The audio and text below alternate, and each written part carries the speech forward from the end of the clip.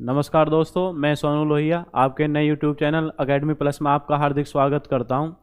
और आज का जो हमारा विषय है भारत के महान व्यक्ति क्रम में, क्योंकि हमने जो पहले आपकी सीरीज जारी की थी उसी के माध्यम से अब ये आपकी दूसरी सीरीज है। ठीक है, उसको हमने नाम दिया था भाग 1 और इसको हम नाम जो दे रहे हैं उसको नाम दे रहे हैं भाग 2। तो इसमें आपके कुछ महत्वपूर्ण व्यक्ति हैं, इनमें से आपके प्रश्न आपके बनते रहते हैं परीक्षाओं में, तो उनके बारे में देखते हैं। तो भारत के महान व्यक्ति, ठीक है, भारत के महान व्यक्ति में इसी क्रम में जो आपका पहला नंबर है राजा राम मोहन राय। ठीक है, तो राजा राम मोहन राय से संबंधित जो आपके प्रश्न बनते हैं उनके बारे में देखते हैं। ठीक है, राजा राम मोहन राय, राजा राम मोहन राय के बारे में अगर आपसे पूछे, राजा राम मोहन राय, ठीक है, इनका अगर जन्म आपसे पूछ रहा है कि जन्म कहाँ पर हुआ, तो आपका बंगाल, ठीक है, बंगाल आपका जो प्रेसिडेंसी थी या बंगाल प्रांत जो था, तो वहाँ पर आपका जन्म हुआ। और क्वेश्चन आता है कि भारत के ऐसे कौन से समाज सुधारक रहे हैं जिनकी समाधि भारत से बाहर है। तो ऐसे समाज सुधारक हैं आपके राजा राम मोहन राय, क्योंकि अंतिम दिनों में आपके लंदन चले गए थे, इसी कारण इनकी जो आपकी समाधि है वो कहाँ पर, आपका ब्रिस्टल लंदन में स्थित है। तो याद रखेंगे, इसलिए बताना पड़ा कि जन्म कहाँ पर हुआ, आपका बंगाल में, और इनकी जो मृत्यु कहाँ पर हुई, ब्रिस्टल लंदन में, और इसी कारण इनकी समाधि भी आप पढ़ते हैं कहाँ पर, आपका ब्रिस्टल लंदन में स्थित है। राजा राम मोहन राय से संबंधित जैसे अगर फैक्ट वाले क्वेश्चन की आप बात करते हैं कि इसमें जैसे आप पढ़ेंगे कि भारतीय पुनर्जागरण का पिता किसे कहा जाता है। ठीक है, पुनर्जागरण का पिता अगर आपसे पूछ रहा है पुनर्जागरण का पिता, तो पुनर्जागरण का पिता आप याद रखेंगे वो कौन है जी, राजा राम मोहन राय। कौन है, राजा राम मोहन राय, भारतीय पुनर्जागरण का पिता। आपसे क्वेश्चन पूछे आधुनिक भारत का पिता किसे कहा जाता है, आधुनिक भारत का पिता, तो आधुनिक भारत का पिता भी अगर आपसे पूछ रहा है तो भी आप क्या रखेंगे याद, राजा राम मोहन राय। तो दो आपके फैक्ट वाले क्वेश्चन है कि पुनर्जागरण का पिता, तो आप याद रखेंगे राजा राम मोहन राय। ठीक है, आपसे पूछे कि आधुनिक भारत का पिता कौन है, राजा राम मोहन राय। अब बात करते हैं इनके जो महत्वपूर्ण कार्य हैं। ठीक है, महत्वपूर्ण कार्य के ऊपर अगर बात करें कि संबंधित इनके कार्य क्या रहे हैं उसके बारे में देख लेते हैं जरा। राजा राम मोहन राय से संबंधित कार्य, तो कार्य के अगर बात करें, ठीक है, चलो इधर लिख लेते हैं कार्य में। तो कार्य में आपने पढ़ा होगा जो सती प्रथा का अंत है, कौन सी प्रथा है जी, आपकी सती प्रथा, सती प्रथा का अंत, सती प्रथा का अंत, सती प्रथा का अंत। तो सती प्रथा का अंत आप पढ़ते हैं, ये आपका 1829 में हुआ, सती प्रथा का अंत 1829। सती प्रथा का अंत किस वर्ष किया गया, आपका 1829 में। 1829 में इस समय जो आपके गवर्नर जनरल थे वो थे लॉर्ड विलियम बेंटिक। कौन थे आपके, लॉर्ड विलियम बेंटिक। तो लॉर्ड विलियम बेंटिक ने आपका सती प्रथा का अंत किया था, लेकिन सती प्रथा के अंत में किस भारतीय समाज सुधारक का योगदान माना जाता है, राजा राम मोहन राय। सती प्रथा से एक आपके प्राचीन काल भारत में अगर आप जाएं तो यहाँ से एक क्वेश्चन और महत्वपूर्ण आता है कि भारतीय इतिहास के किस अभिलेख में सबसे पहले सती प्रथा का उल्लेख मिलता है। तो आपने एक अभिलेख पढ़ा होगा, एरन अभिलेख। कौन सा अभिलेख है, एरन अभिलेख। तो एरन अभिलेख भारतीय इतिहास का ऐसा अभिलेख है जिसमें सती प्रथा का प्रथम उल्लेख आपका मिलता है। एरन अभिलेख याद रखेंगे। तो ये आपका महत्वपूर्ण कार्य था राजा राम मोहन राय का। और इसमें अगर आप आगे बात करें राजा राम मोहन राय द्वारा जो आपकी स्थापित संस्थाएं, ठीक है, तो उनको और देख लें, इनमें से आपका अक्सर क्वेश्चन आता रहता है राजा राम मोहन राय द्वारा स्थापित संस्था। ठीक है, ये हो गया आपका सती प्रथा के बारे में। नेक्स्ट लाइन से, राजा राम मोहन राय द्वारा स्थापित संस्था, तो संस्था के लिए एक आपका कोड है, छोटा सा कोड। कोड क्या है, आत्मा ही वेद है। इससे आपको याद रहेगा, थोड़ा सा आसानी है, बाकी अगर आप सीधा याद रख सकते हैं तो सीधा रख सकते हैं, ठीक है, लेकिन इस कोड के माध्यम से आपको जल्दी याद हो जाएगा। आत्मा ही वेद है, आत्मा ही वेद है, ब्रह्मा राम है, आत्मा ही वेद है और ब्रह्मा क्या है, राम है।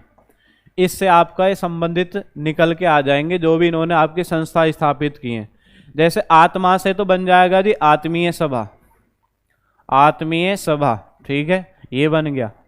उसके बाद में ही से बन जाएगा हिंदू कॉलेज, ही से क्या बन जाएगा, हिंदू कॉलेज। उसके बाद में वेद से बन जाएगा आपका वेद से बन जाएगा वेदांत कॉलेज, ब्रह्मा से बन जाएगा ब्रह्म समाज, ब्रह्म समाज, और राम से बन जाएगा राजा राम मोहन राय, राजा राम मोहन राय। ठीक है, राजा राम मोहन राय। तो ये आप देख रहे हैं कोड के माध्यम से। आत्मा से क्या बन गया आपका आत्मीय सभा, ही से क्या बन जाएगा हिंदू कॉलेज, वेद से क्या बन जाएगा वेदांत कॉलेज, ब्रह्मा से क्या बन गया ब्रह्म समाज। इन सभी के संस्थापक कौन है राजा राम मोहन राय। अगर आपसे वर्ष पूछ ले कि वर्ष क्या है जी इनके, आत्मीय सभा में आप याद रखेंगे 1815, इसके 2 वर्ष बाद ये है आपका 1817। ठीक है, उसके बाद में आपको याद रखना है 1825, और इसके 3 वर्ष बाद ब्रह्म समाज। ठीक है, तो ये 1828। ये कई बार आपका पूछा है ब्रह्म समाज, अब तक बहुत बार ये पूछा है क्वेश्चन ब्रह्म समाज का। ठीक है, तो ब्रह्म समाज हो, आत्मीय सभा हो, हिंदू कॉलेज हो या वेदांत कॉलेज हो, ठीक है, इन सभी की जो स्थापना है ये इन्होंने की थी कौन से शहर में, कोलकाता में। कौन से शहर में की थी जी आपके कोलकाता। तो याद रखेंगे आत्मा ही वेद है, ब्रह्मा राम है। तो ये आपका राजा राम मोहन राय द्वारा स्थापित संस्था है। एक और कार्य आपने इससे पहले पढ़ लिया कि जो सती प्रथा का अंत वो किसने किया, आपका राजा राम मोहन राय के सहयोग से लॉर्ड विलियम बेंटिक ने किया था। बाकी एक क्वेश्चन यहाँ पे देख रहे हैं राजा राम मोहन राय। ठीक है, वास्तव में तो नाम क्या है राम मोहन राय, लेकिन एक ये आपका उपाधि थी राजा की। ठीक है, तो राजा राम मोहन राय को राजा की जो उपाधि है ये किस व्यक्ति ने दी थी, तो याद रखेंगे मुगल शासक थे अकबर सेकंड, इन्होंने इनको राम मोहन राय को आपका राजा की उपाधि प्रदान की थी। तो ये राजा राम मोहन राय से संबंधित आपके प्रश्न थे। ठीक है, उसके बाद में एक और इसमें महत्वपूर्ण क्वेश्चन है, आपने पढ़ा होगा एक फारसी भाषा की पत्रिका थी और इस पत्रिका नाम था संवाद कौमुदी। कौन सी पत्रिका है, संवाद कौमुदी। ठीक है, तो संवाद कौमुदी जो आपके पत्रिका है इसका प्रकाशन किसके द्वारा किया जाता था, राजा राम मोहन राय। किसके द्वारा किया जाता था, आपका राजा राम मोहन राय। कौन सी भाषा की पत्रिका थी जी, ये थी आपकी फारसी भाषा की पत्रिका। तो इसे भी याद रखेंगे, संवाद कौमुदी पत्रिका का जो प्रकाशन है वो किसने किया था, राजा राम मोहन राय। तो राजा राम मोहन राय से संबंधित आपके प्रश्न हैं जो भी परीक्षा में आपके पूछे जाते हैं या पूछे गए। नेक्स्ट इसी क्रम में जो दूसरे प्रमुख महान व्यक्ति हैं उनके बारे में आप देखते हैं।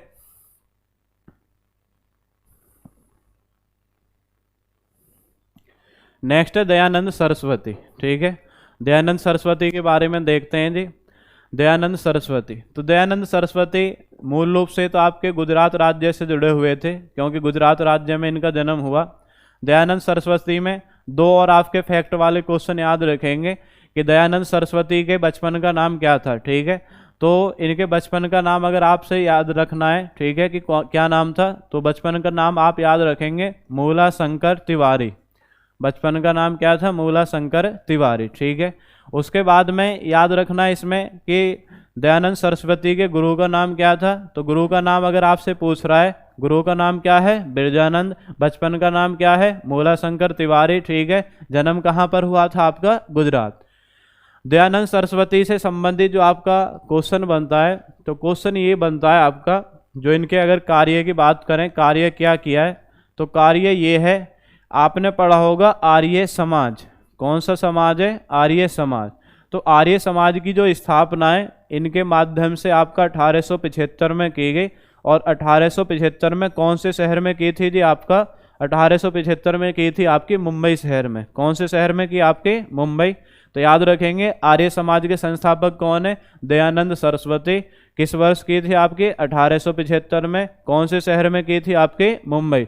ऐसे भी याद रख सकते हैं, जैसे कोड अगर बात करें ऐसे कि आर्य समाज में दया होती है। ठीक है, आर्य समाज में दया होती है। तो दया होती से आपका क्लियर हो जाएगा। इसमें जब हम पेपर में करते हैं तो थोड़ा सा कंफ्यूज हो जाते हैं कि राजा राम मोहन राय है, दयानंद सरस्वती है, स्वामी विवेकानंद है। तो याद रखेंगे आर्य समाज में दया होती है, तो दया से बन जाएगा दयानंद सरस्वती, और आर्य समाज से क्या बन जाएगा, आपका आर्य समाज। नेक्स्ट आगे इन्हीं के द्वारा, दयानंद सरस्वती के द्वारा कुछ आपकी पुस्तक लिखी गई हैं। ठीक है, तो पुस्तक के बारे में एक बार आप देख लेते हैं।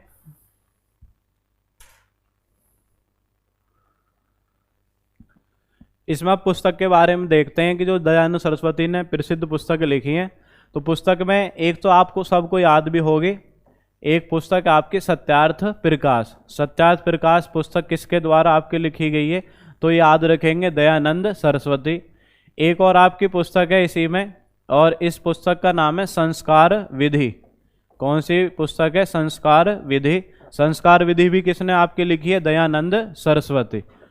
उसके बाद में एक आपका वन लाइनर में से क्वेश्चन बन जाता है, जैसे आपने पढ़ा है राजा राम मोहन राय को आधुनिक भारत का पिता या पुनर्जागरण का पिता बोलते हैं, ऐसे आपसे पूछा जाएगा भारत का मार्टिन लूथर किंग किसे कहा जाता है। अगर आपसे पूछा जा रहा है भारत का मार्टिन लूथर किंग, भारत का मार्टिन लूथर किंग, तो भारत का मार्टिन लूथर किंग आप याद रखेंगे, ये आपको याद रखना है। भारत का मार्टिन लूथर किंग किसको बोलते हैं जी? आपका दयानंद सरस्वती को। तो ये दयानंद सरस्वती से संबंधित आपके क्वेश्चन थे, ठीक है, जो भी मुझे महत्वपूर्ण लगा वो मैंने आपके सामने रख दिए। इसी क्रम में जो आपका नेक्स्ट प्रमुख व्यक्ति है उसके बारे में चर्चा करते हैं। नेक्स्ट आगे देखते हैं जो भारत के प्रमुख व्यक्ति हैं स्वामी विवेकानंद, ठीक है। तो स्वामी विवेकानंद की अगर बात करें तो ये आपके बंगाल राज्य से जुड़े हुए थे, बंगाल राज्य में इनका जन्म हुआ था। और इसमें से ये भी आ जाता है कभी कभी कि स्वामी विवेकानंद के बचपन का नाम क्या था, ठीक है, बचपन का नाम। तो बचपन का नाम आप याद रखेंगे नरेंद्र नाथ दत्त। बचपन का नाम क्या था? नरेंद्र नाथ दत्त। उसके बाद में इसी में आप याद रखेंगे कि जो स्वामी विवेकानंद है इनके गुरु का नाम क्या था। ये आ जाते हैं कभी कभी क्वेश्चन, तो गुरु का आप नाम याद रखेंगे, तो गुरु का नाम था रामकृष्ण परमहंस। रामकृष्ण परमहंस ये इनके गुरु का नाम है। फिर क्वेश्चन आता है स्वामी विवेकानंद को, ठीक है, स्वामी विवेकानंद को, ये विवेकानंद या जो नाम आप देख रहे हैं स्वामी विवेकानंद, ठीक है, तो ये किसके कहने पर इन्होंने अपना जो नरेंद्र नाथ दत्त था इन किसके कहने पर आपका ये चेंज किया था? तो एक राज्य पड़ता आपका उस समय खेतड़ी, ठीक है, राजस्थान राज्य में अब वर्तमान में स्थान है जो तांबे के उत्पादन के लिए भी आप पढ़ते हैं, प्रसिद्ध है। तो एक यहाँ के एक आपके शासक थे और इन शासक का नाम था अजीत सिंह। तो अजीत सिंह के कहने पर ही नरेंद्र नाथ दत्त ने अपना जो नाम है वो आपका नरेंद्र नाथ दत्त से बदल करके स्वामी विवेकानंद कर लिया था। फिर आगे बढ़ते हैं, इसमें जो आपके क्वेश्चन है स्वामी विवेकानंद से, ठीक है।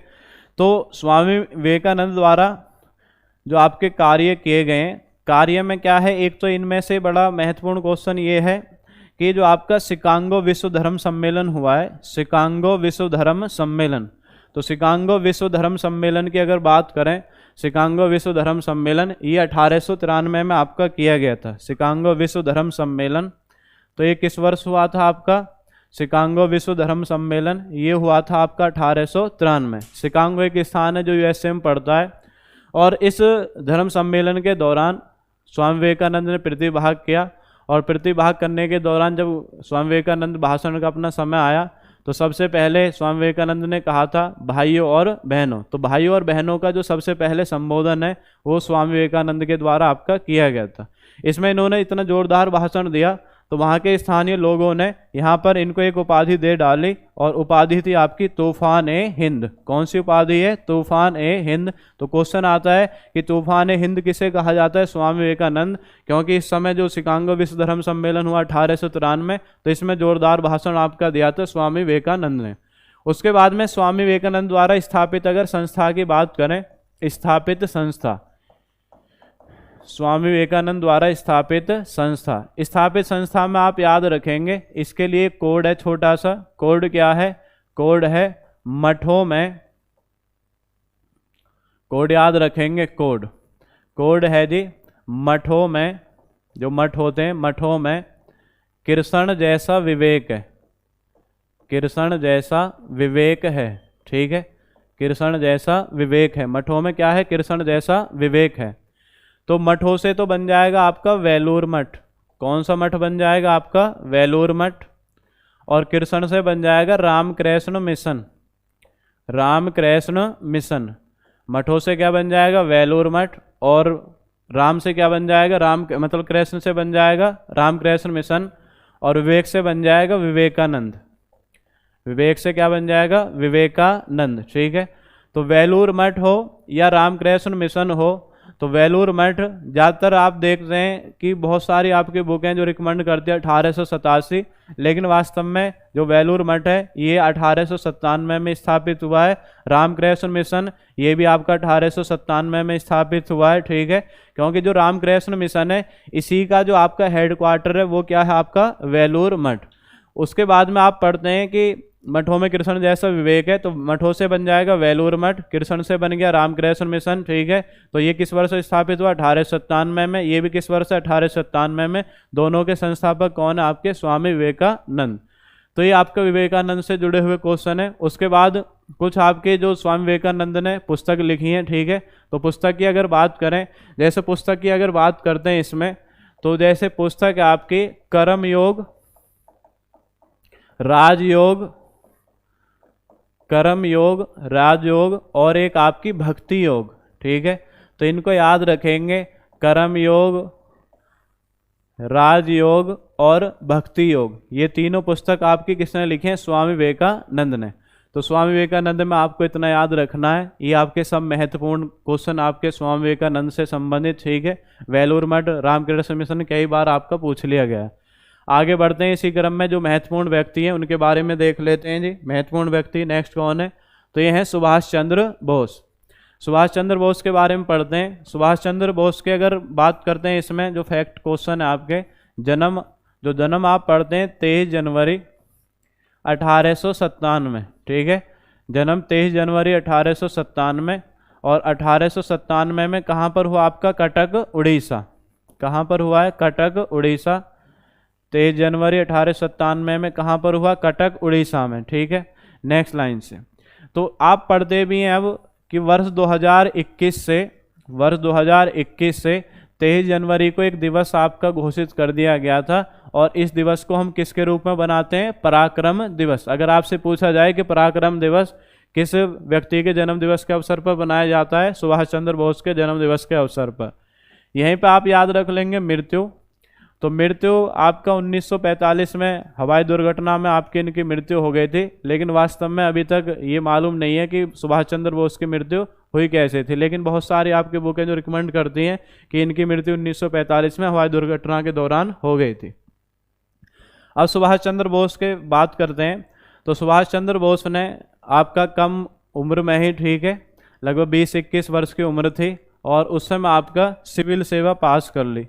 सिविल सेवा, ठीक है। तो सिविल सेवा की परीक्षा पास कर ली, लेकिन यहाँ पे कुछ समय के लिए रहे सिविल सेवा में। उसके बाद सिविल सेवा से त्यागपत्र दे दिया। सिविल सेवा से त्यागपत्र देने के बाद में इनके एक राजनीतिक गुरु थे, और इनका नाम था चित्तरंजन दास। चित्तरंजन दास से संपर्क करके ये आपके कांग्रेस पार्टी में शामिल हो गए। कौन से पार्टी में शामिल हो गए, कांग्रेस पार्टी में। कांग्रेस पार्टी में शामिल हो गए और कांग्रेस की सदस्यता इन्होंने स्वीकार कर ली। उसके बाद इसी तरीके से इनका क्रम आगे बढ़ता रहा। फिर आपने 2 अधिवेशन पढ़े होंगे कांग्रेस के, एक तो पढ़ा है जी 1938 अधिवेशन और एक पढ़ा है 1939 अधिवेशन। 1938 की बात करें तो हरिपुरा में किया गया गुजरात में, और 1939 की बात करें तो ये त्रिपुरी में किया गया। 1938 कहाँ पे हुआ, हरिपुरा, और हरिपुरा कहाँ पड़ता आपका, गुजरात। तो आप पढ़ते हैं कि गांव में आयोजित होने वाला दूसरा अधिवेशन कौन सा है, 1938, और इसकी अध्यक्षता किसने की है, सुभाष चंद्र बोस ने। तो क्वेश्चन याद रखेंगे, सुभाष चंद्र बोस सबसे पहले किस अधिवेशन के अध्यक्ष रहे थे, 1938, हरिपुरा गुजरात के, ये याद रखेंगे। दूसरा अधिवेशन 1939 में हुआ है, इसी से नेक्स्ट वर्ष, और ये हुआ था आपका त्रिपुरी में। कहाँ पे हुआ, त्रिपुरी। इस अधिवेशन के दौरान, त्रिपुरी अधिवेशन के दौरान, तो इसमें एक सुभाष चंद्र बोस हैं और दूसरे व्यक्ति थे पट्टाभी सीतारमैया। पट्टाभी सीतारमैया। तो सुभाष चंद्र बोस और पट्टाभी सीतारमैया के बीच इसमें आपका चुनाव हुआ, और चुनाव होने के दौरान सुभाष चंद्र बोस ने पट्टाभी सीतारमैया को आपका पराजित कर दिया, जो गांधी जी के समर्थित प्रत्याशी थे। उसके बाद में सुभाष चंद्र बोस का गांधी जी से विवाद हो गया, और विवाद होने के कारण गांधी जी ने मतलब जो सुभाष चंद्र बोस हैं, सुभाष चंद्र बोस ने आपका 1939 में ही कांग्रेस पार्टी से आपका इस्तीफा सौंप दिया, और इस्तीफा सौंपने के बाद में अपनी एक नई पार्टी गठित की, और इस पार्टी को नाम दिया फॉरवर्ड ब्लॉक। तो याद रखेंगे, फॉरवर्ड ब्लॉक पार्टी का जो गठन है ये किसने किया था आपका? सुभाष चंद्र बोस ने। फॉरवर्ड ब्लॉक पार्टी का गठन किस वर्ष किया था आपका? 1939। ठीक है, तो याद रखेंगे सुभाष चंद्र बोस में। इसी में आगे जो क्वेश्चन है, जैसे क्वेश्चन अगर आपका बनता है कि सुभाष चंद्र बोस को नेताजी की उपाधि किसने दी थी? कौन सी उपाधि है जी? नेताजी। तो नेताजी की जो उपाधि है ये द्वितीय विश्व युद्ध के दौरान एक व्यक्ति थे जर्मनी के, तानाशाह भी आप इनको कह सकते हैं, एडोल्फ हिटलर। किसने दी थी आपका? Adolf Hitler. तो याद रखेंगे नेताजी की उपाधि किसने दी है? Adolf Hitler. नेक्स्ट, इसी में आप याद रखेंगे जो आपका सुभाष चंद्र बोस है, सुभाष चंद्र बोस ने कुछ आपके स्लोगन जारी किए थे, नारे। ठीक है, तो नारे में जैसे आप पढ़ते हैं कि तुम मुझे खून दो, तुम मुझे खून दो। ठीक है, तुम मुझे खून दो, मैं तुम्हें आज़ादी दूंगा, मैं तुम्हें आज़ादी दूंगा। तो याद रखेंगे तुम मुझे खून दो, मैं तुम्हें आज़ादी दूंगा, यह नारा किसने दिया था? सुभाष चंद्र बोस ने। पहला तो इसे याद रखेंगे। ठीक है, दूसरा नारा आप याद रखेंगे इसी में कि जो आपका जय हिंद का नारा है, ठीक है, जय हिंद नारा। तो जय हिंद नारा सुभाष चंद्र बोस ने आपका प्रयोग किया था, लेकिन वास्तव में जो ये नारा है ये दिया किसने था? तो जय हिंद का जो नारा है एक व्यक्ति थे आपके आदिल हसन। क्या नाम था इनका? आदिल हसन। तो इसको थोड़ा सा ध्यान रखेंगे, जय हिंद आप सुभाष चंद्र बोस मत करना। ठीक है, सुभाष चंद्र बोस नहीं करना इसमें। ठीक है, देख रहे हैं आप इसमें जय हिंद। ठीक है, तो जय हिंद का जो नारा है आदिल हसन, इसमें थोड़ा सा आपका मिस्टेक है, आदिल हसन नहीं, ये आपको याद रखना है आबिद हसन। ठीक है, ये नारा जो है वास्तव में जो दिया था, तो दिया था ये आपका आबिद हसन ने। किसने दिया? आपका आबिद हसन। इसे थोड़ा सा आप ध्यान रखेंगे, आदिल हसन नहीं करना है, क्या है? आबिद हसन। लेकिन प्रयोग किसने किया है? प्रयोग किया आपका सुभाष चंद्र बोस ने। उसके बाद में एक नारा और है, और एक नारा है दिल्ली चलो। कौन सा नारा है जी? दिल्ली चलो। तो दिल्ली चलो का जो आपका नारा है ये भी आपका किसने दिया? सुभाष चंद्र बोस ने। और सुभाष चंद्र बोस ने दिल्ली चलो का नारा ये कहाँ पर दिया था? ठीक है, इसे ध्यान रखेंगे। तो दिल्ली चलो का जो नारा है सुभाष चंद्र बोस ने आपका कहाँ पर दिया? सिंगापुर में। कहाँ पर दिया? आपका सिंगापुर में। और एक सुभाष चंद्र बोस से आपकी महत्वपूर्ण पुस्तक है जो सुभाष चंद्र बोस ने लिखी है, और पुस्तक का नाम है इंडियन स्ट्रगल। कौन सी पुस्तक है आपका? Indian struggle. तो ये ध्यान रखेंगे, इंडियन स्ट्रगल पुस्तक के लेखक कौन है? सुभाष चंद्र बोस। तो ये सुभाष चंद्र बोस से आपके जुड़े हुए क्वेश्चन है। ठीक है, जो भी संबंधित आपके फैक्ट हैं वो मैंने आपके सामने लिख दिए, इसमें सब महत्वपूर्ण आपके क्वेश्चन बनते हैं सुभाष चंद्र बोस से। ठीक है, आगे बढ़ते हैं इसी क्रम में। जो नेक्स्ट आपके व्यक्ति हैं उनको देख लेते हैं जी। नेक्स्ट व्यक्ति हैं दादा भाई नौरोजी। दादा भाई नौरोजी में से 2-3 महत्वपूर्ण क्वेश्चन है जो आते रहते हैं। एक तो क्वेश्चन यही है कि ग्रांड ओल्ड मैन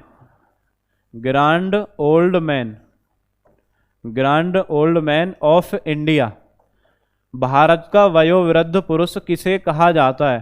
तो grand old man of India पूछे या भारत का वयोवृद्ध पुरुष पूछे तो कौन है? दादा भाई नौरोजी। क्योंकि काफ़ी उम्र होने के बाद भी आपका सक्रिय रहे थे राजनीति में, तो वयोवृद्ध पुरुष या आपसे पूछा जाए grand old man of India कौन है? दादा भाई नौरोजी। दादा भाई नौरोजी ये इनका जो जन्म है भारत में हुआ, मृत्यु भी भारत में हुई। ठीक है, लेकिन काफ़ी समय तक इंग्लैंड में रहे।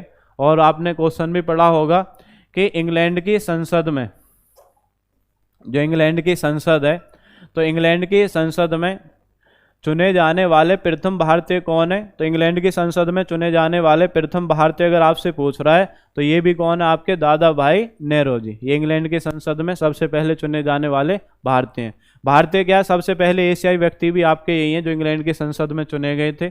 उसके बाद में इसमें से जो क्वेश्चन है, क्वेश्चन आप ये याद रखेंगे कि इन्होंने एक प्रसिद्ध पुस्तक लिखी है। प्रसिद्ध पुस्तक आपकी कौन सी है? पुस्तक का नाम है, आपने पढ़ी होगी, पुस्तक का नाम आपने पढ़ा है poverty and un British rule in India. Poverty and un British rule in India. ठीक है, रूल इन इंडिया। तो poverty and un British rule in India, ये पुस्तक आपका इन्होंने लिखी है दादा भाई नौरोजी ने।